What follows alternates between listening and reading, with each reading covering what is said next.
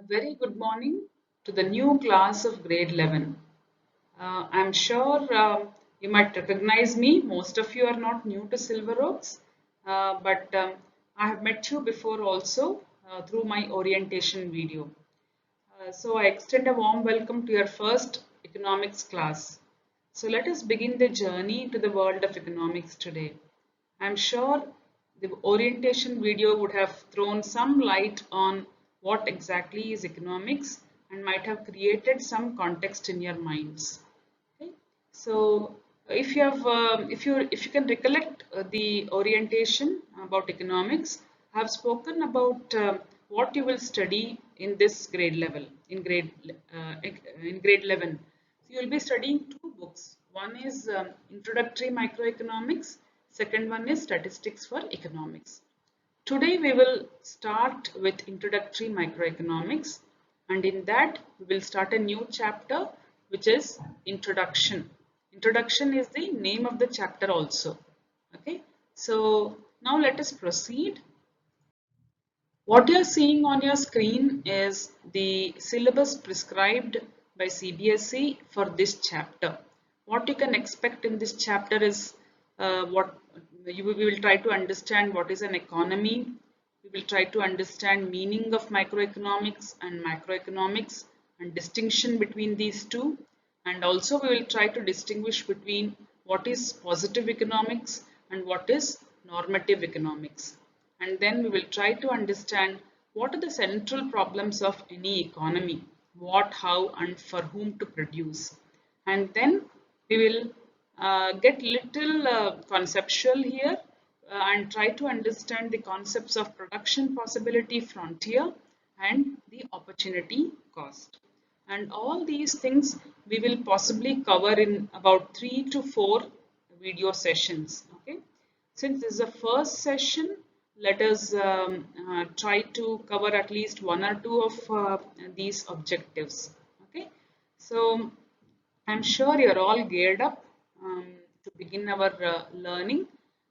You please have your journal with you, and preferably you can download NCERT book from the internet, or you can buy one. And then as a resource book, I generally recommend Introductory Microeconomics by Sandeep Garg. Sandeep Garg is the author. Okay, so if you want to buy a book, you can buy Sandeep Garg, and you can download NCERT from the internet, which will be free. Okay, so with that backdrop, let us now try to understand further. Now, I just want to talk about the white paper that was posted to you 2 or 3 days back. Now, the purpose of the white paper is to provide you a perspective about the subject of economics. Okay, so I'm sure the videos that were provided in the white paper gave you a context of what exactly is economics. And the second video talked about what is microeconomics. So in that you would have come across many new terms. All these we are going to cover during the course of this academic year. So let us take the first small step towards that learning. Now, let us now try to discuss what exactly is the meaning of economics. Now, there are several meanings of provided by different economists.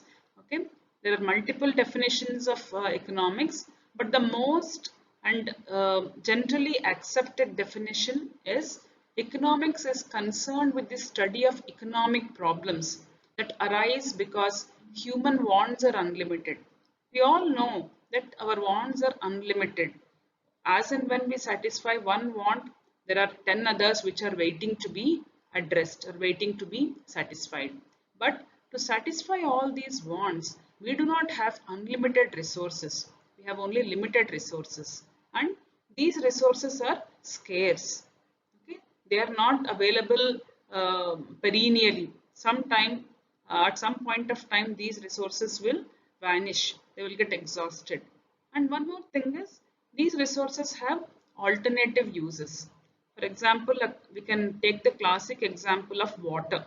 Okay, water is a very scarce resource, and water can be used for multiple purposes. What are the alternative uses of water? Water can be used for drinking, water can be used for agriculture, water can be used for industry, in construction. So there are multiple uses of water, but water as a resource is very limited, but its applications are multiple. Okay, so economics is concerned about this study. How do we allocate scarce resources for multiple uses? Okay, because resources are scarce. And then economics focuses on rational management of scarce resources. Say in the example that I have given you till now, we can take another example of land. It is a scarce resource. Land is also scarce resource. Rational management. How do we use this land judiciously? Are we going to use land for agriculture, to construct houses, or to build factories? So that is what economics focuses on. Now, what should be our objective? In order to maximize economic welfare. Okay. In order to maximize our economic welfare, how do this is the um, objective here. We have to maximize, we have to use the resources in such a manner that we can maximize economic welfare. Hence, economics is about making choices in the drop of scarcity. This is a very important definition. Okay, it's all about making choices. In my orientation video also I talked about choices. All of us in our personal life also, we have to make choices. For example, now you are watching this video. Time is also a resource. Now you could have used this time for alternative purposes also. What can be the alternative purposes? You could have taken a nap, you could have watched a video, you could have watched a movie, or you could have played. So this available time which is scarce, okay, it can be applied to multiple uses, but you made a choice. What is the choice that you made? You made a choice that you will watch this video. So even time is a limited resource for you. In a day we have only 24 hours. So within that 24 hours you have so many priorities, so many activities that you have to fulfill. Okay, so but you will make a choice in the backdrop of scarcity. So scarcity is a very important term in the context of economics. Okay, and one thing you have to remember is, unlike your say physics or chemistry or mathematics, where for example physics, like say Newton's laws of inertia, whether man exists on this planet or not, that law holds good. It will not change whether man survives or man vanishes one day from this planet. But economics is a social science, which means it is influenced by human behavior. So it's a science which has human element in it. Okay, so it's all about science of human behavior. How does man make choices? How does he utilize resources? How can he maximize welfare, social welfare, environmental welfare, all these things. So economics, that's why it's called a very dynamic body of knowledge. It keeps changing according to how man makes choices. Okay, so one thing you have to remember from this slide is, the very classic definition of economics is, it is concerned with the study of economic problems that arise because human wants are unlimited and resources to satisfy them are limited, and all these resources have alternative uses. Okay, now let us next slide. Now all these things you must have heard, these are not new to you, but when now that you have to wear the lens of economics student. So we'll just quickly understand a few terms which are most commonly used in our conversations in economics class. Okay. Now what are goods? Goods are, these are physical, tangible objects used to satisfy people's wants and needs. All your goods, car, pen, book, which are physical, which you can feel and touch, these are called goods. What are services? It means intangible satisfaction of wants and needs. Okay, for example, you go to a doctor is giving a service. Okay, so because of that service you are feeling better. That's an intangible satisfaction. Even that is a very important terminology when we discuss different economic phenomenon. Okay, similarly we have other terms who is an individual. Till now, you would have felt an individual is only a person. But in economics, individual can be a household also or a small factory also. It is a entity. You can also use the word entity. Entity means like say like a small factory or a household is an entity, a group of people is an entity, and individual, a person is also a entity. So individual here is not necessarily only related to person. Okay, normally you will find people saying individual households. Okay, so resource, what is a resource? Anything which satisfies which is used to produce goods or services. Okay, so it means those goods and services which are used to produce other goods and services. For example, land, labor, tools, machinery. Okay, electricity is a resource, water is a resource. Anything which is used in the process of production is called a resource. Now, now what is an economy?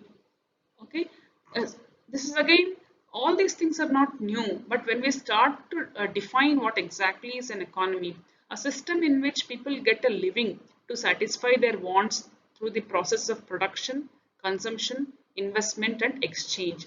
So all these are this production, consumption, investment, and exchange. These are the vital processes of an economy. By doing all these processes, people gain a living, they earn a living. That entire ecosystem is called an economy. So what are these? You have to remember these four are the main processes or main processes in the economy. What production? Production is very important. You just imagine right from the time that you wake up from your bed, how many goods that you must be using, how many services you must be using. Production is not just for goods alone, it is for services also. For example, I am delivering a lecture to you through this video. I am delivering a service. Why am I saying that? Because it is defined as creation of utility. I am creating a utility for you because I am creating a space for learning for you. So this is also part of production. Only thing is it comes under a service. Okay. So production is a process in which inputs are transformed to goods or services. Likewise, you can take hundreds and thousands of goods that we use every day since morning till we go to bed at night, right? Now, when there is production, there has to be consumption, right? Now, there should be somebody who should consume. Now, I am delivering this video and you are consuming this, right? So, it is a process by which a good or a service is completely used up, right? So, all of us are consumers, okay? It is not that producers and consumers should be different. A producer also is a consumer. A farmer produces rice or wheat or food grains, but he also consumes, right? He consumes, say, water, he consumes electricity. So, a producer can be a consumer can be a producer. Now, what's investment? Now, to, to continue the process of production, a part of production which is committed for earning future income, okay, that is investment. Okay, for example, there is a factory and factory is producing say 1 lakh of income every month. Now part of that income is again invested in the production process to earn future income, that is called investment. Now what is exchange? It means a process by which ownership is transferred from seller to buyer for a consideration. Now, all of us, when we go to any market, we buy. That is a transaction. What is happening? The ownership is getting exchanged there from seller to the buyer. This is a very vital process in any economy. So, just to summarize, what are the four vital processes in an economy? Production, consumption, investment, and exchange. All these process through by doing all these processes, people earn a living. Such a system is called an economy. Okay. Now let us go to types or organizations of economy. Now, economies across the world are classified into different types of economies.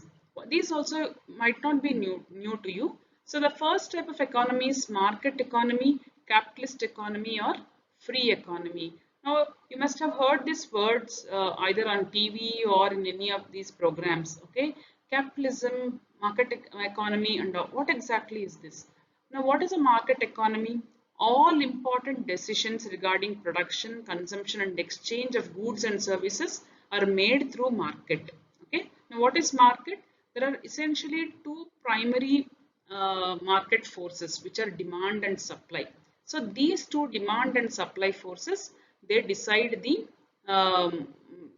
goods, the processes, production, consumption, and exchange in the market. So this is called a market economy. Basically, profit maximization is the uh, objective in this type of economy. It's a free economy. Okay.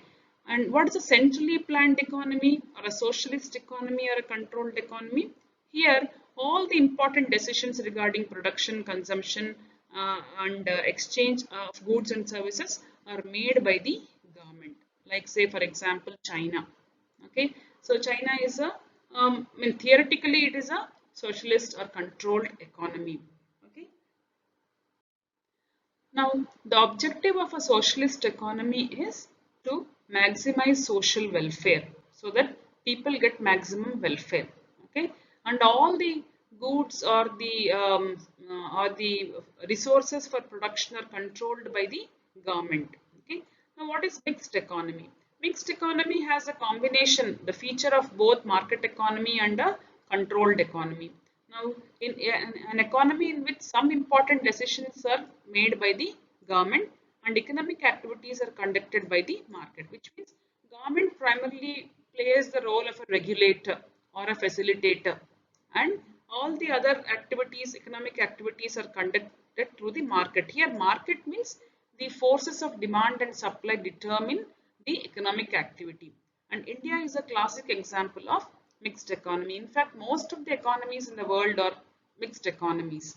We do not find capitalist economies and socialist economies much, and most of the economies, including India, are mixed economies, which means you can also see government playing a role and also private sector playing a role.